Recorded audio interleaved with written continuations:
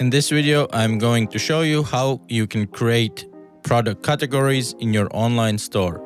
The first step is to go to the store section on the left side menu. Then you will see that you will be in the catalog management section and there will be many buttons on the top. For example, add product, add category, export and import. To add a new category, you have to click on the button add category. Then you can select its parent category if there is any. Then you can write the name. You can also adjust all the SEO parameters for each category and also add an image for the category. Once all the information has been filled, simply click on the button Save.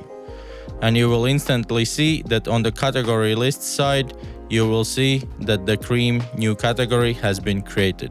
Then you can move the categories around if you want, and you can edit them at any time.